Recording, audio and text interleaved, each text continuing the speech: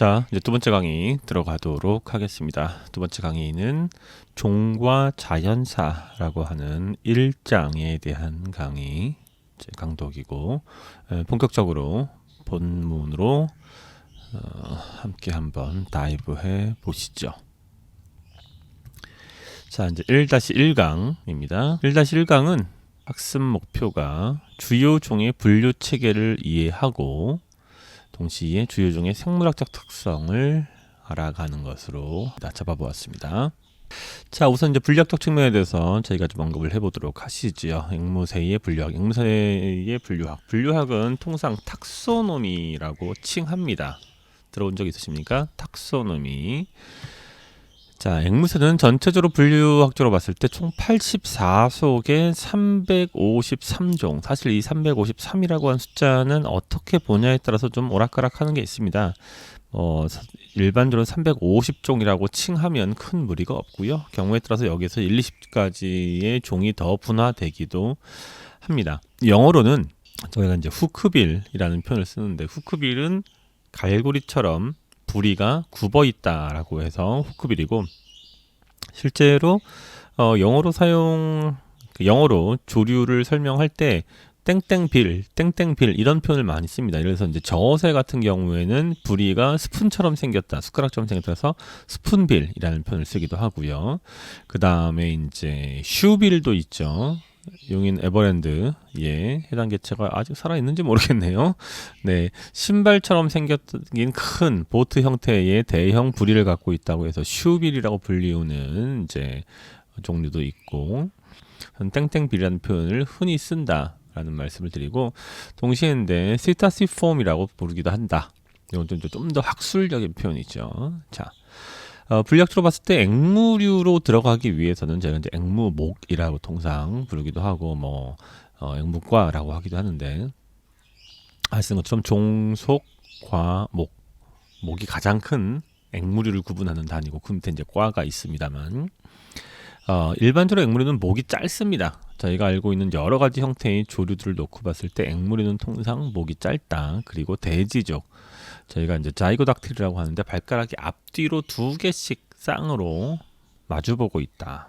그다음에 이제 최초의 앵무새는 호주 지역에서 연원한 것으로 추정. 이건 이제 화석 증거를 놓고 봤을 때 지금까지 발견된 가장 오래된 앵무새의 화석이 현재의 호주 대륙에서 나왔기 때문에 이제 그러하다라고 추정하는 건데, 만약에 이거보다 더 오래된 앵무새의 화석이 다른 지역에서 발견된다면 이제 이건 바뀔 수가 있습니다. 얼마든지. 더 나아가서 이제 앵무목은 통상 앵무과와 관앵무과로 나뉘는데, 앵무과는 거의 모든 앵무새가 다 들어간다라고 보시면 되고, 위에서 저희가 살펴본 관앵무과는 이른바 이제 카카투아라고 하죠. 코카투 계열의, 즉 머리 위에 우관이 있는, 이제 관이 그 우관입니다. 우관이 있는 앵무새들인 5속 15종이 포함되어 있는 관앵무과와 앵무과 둘로 나눈다. 또는 이제 이거를 앵무목과 관앵무아목으로 나누는 경우도 있습니다. 그건 이제 상황에 따라 조금씩 다릅니다. 분류학자마다. 그 다음에 종 간 차이가 상당히 큽니다. 한 350여 종이 있다 보니까 가장 작은 피그미 패럿은 10g밖에 안 됩니다. 카카포는 3kg에 달합니다. 날지 못하는 야행성 앵무지요. 그래서 한 350종의 종이 있다 보니까 그 같은 분류군, 즉 앵무라고 불리우는 같은 분류군 내에서도 이렇게 큰 어떤 체구의 차이가 존재한다라는 사실을 설명을 드리고 싶고, 동시에 이제 호주라든지 또는 아시아 지역에서 연원한 개체들 같은 경우에 성적 이형성이 두드러지는 경향이 많습니다. 하지만 아프리카나 신세계 지역의 종들은 성적 이형성이 좀 애매모호합니다. 또는 없습니다. 성적 동형입니다. 호주 지역이나 아시아 원성종 중에서 성적 이형성이 가장 두드러지는 대표적인 종은 코카투 계열일 것이고, 그 다음에 아프리카나 신세계 지역에서 가장 대표적인 것들은 이제 아프리칸 그레이라든지 또는 아마존, 포이세팔루스 이런 계통들이 될 것입니다. 하지만 그게 이제 완전하게 어떤 이쪽은 이러하고 저쪽은 저러하다 그런 개념이 아니고 그런 경향성이 있다 정도로 이해하시면 무리가 없겠습니다. 자, 앵무류의 생물학적 특성에 대해서 좀 더 이어가도록 하겠습니다. 앵무류 같은 경우에는 일반적으로 과육을 즐겨 먹지만 이제 핵과라고 해서 어떤 베리류 같은 것들의 가장 가운데에 있는 씨앗을 둘러싸고 있는 특정한 조직들이 있습니다. 그런 것들을 즐겨 먹기도 합니다. 근데 이런 것들 이제 까내기 위해서는 혀의 움직임이 매우 정교해야 됩니다. 단순히 부리만 가지고 되는 건 아니고 부리가 뭐 특정한 어떤 강도 높은 그 조직을 깨는 데는 도움이 될 수 있지만 그것을 이제 돌려서 저희가 이제 생선 가시를 혀로 발라내는 것 정도의 정교한 움직임이 필요하거든요. 그래서 일반적으로 조류는 혀가 그렇게 움직임이 그 민활하지가 않은데 단순히 이렇게 나왔다 들어갔다는 정도밖에 없는데 앵무리든 혀의 움직임이 매우 정교하다라는 것이 특징이고, 두 번째로는 이제 주로 그 중남미적의 종들이 이런 경향성을 많이 보이는데 덜 익은 열매를 먹는 경우가 많습니다. 물론 이제 이것에 대해서는 야생에서는 완전히 열매가 익을 때까지 남아있지 않기 때문에 어쩔 수 없이 덜 익은 열매를 먹게 된다라고 하는 주장도 물론 존재는 합니다. 또는 뭐 덜 익은 열매를 선호한다는 얘기도 있고요. 뭐 이랬건 저랬건 덜 익은 열매를 많이 먹게 되는데, 이때 덜 익은 열매를 먹으면 탄닌이 그 내부에 높은 수준으로 존재하게 되고, 그것들이 이제 복통을 비롯해 가지고 소화 흡수 장애를 일으킬 수 있거든요. 그래서 그러한 탄닌의 독성을 중화하기 위해서 진흙을 먹기도 한다. 탄닌은 좀 떫은 맛을 냅니다. 네, 그래서 감 같은 게 좀 덜 익은 감 같은 데 있는 그런 맛이라고 이해하시면 되겠습니다.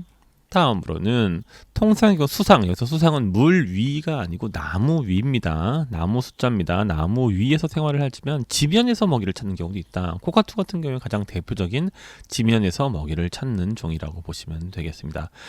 수상 생활을 하는 이유는 단순합니다. 안전을 도모하기 위해서죠. 아무래도 땅 밑으로 내려오면 다양한 지상에 있는 포식자들로부터 여러 가지 위험에 노출될 수 있기 때문이다라고 이해하시면 되겠고, 다음으로 이제 제한적이지만 딱정벌레나 우렁이 또는 심지어 다른 소형 조류를 먹는 경우도 있습니다. 이제 매커우 계통에서 이런 경우들이 왕왕 있고 로리 계통도 이런 경우들이 있는데 일부는 육식을 하기도 합니다. 네, 케아 같은 경우에는 육식을 양의 고기를 먹는 것으로도 널리 알려져 있습니다. 그래서 딱정벌레나 우렁이 또는 소형 조류를 심지어 먹기도 한다라는 얘기가 나오고, 그래서 보통의 경우 우리가 이제 앵무새는 곡식을 먹어요라는 생각을 하는 분들이 적지 않겠는데, 그것은 이제 완전히 잘못된 생각이다. 그 종이 무엇을 먹는지를 명확하게 알고 있어야지만 제대로 사육할 수 있다.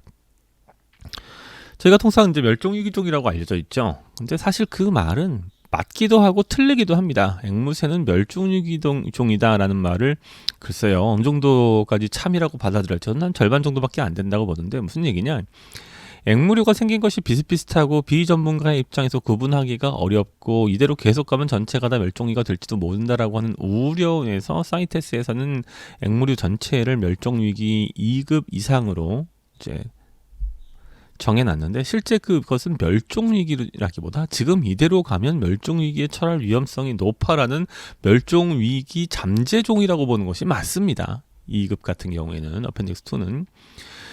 그 다음에 이제 그것을 방증한 것이 무엇이냐면, 앵무새는 아주 뛰어난 지적 능력을 가지고 있고 적응성이 높습니다. 그래서 원서식지 이외의 지역에서 재야생화되어 가지고 문제를 야기하는 경우가 적지 않습니다. 가장 대표적인 게 퀘이커 패럿이죠. 또는 링넥 계열들도 그런 경우들이 왕왕 있고요. 그래서 일부 지역에선 재야생화되기도 한다.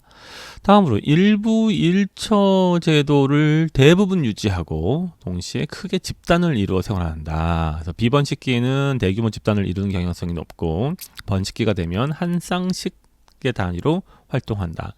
이런 맥락에서 가장 대표적으로 어긋나 있는 것이 무엇일까요? 네, 하나는 퀘이커 패럿이고 또 하나는 이클레터스 패럿일 겁니다. 퀘이커 패럿은 번식기에도 대규모 집단을 이룹니다. 번식기라고 찢어지지 않습니다. 큰 아파트 같은 형태의 대규모 둥지를 만들고, 이클레터스 패럿은 쌍단위로 번식을 하는 것 같지만 실제로는 다른 암컷들 또는 다른 수컷들과 아주 긴밀한 성적 관계를 가지고 있습니다. 다음으로 이제 일반적으로는 성성숙에 걸리는 시간이 매우 깁니다. 체구에 비해서. 하지만 뭐 소형종의 경우에는 빨리빨리 되죠. 뭐 포르푸스 같은 또는 페럴렛 계열들, 그러니까 페럴렛이죠. 포르푸스 계열이라든지 또는 뭐 네오파마 같은 경우는 1년이면 완전히 성체로 성숙합니다.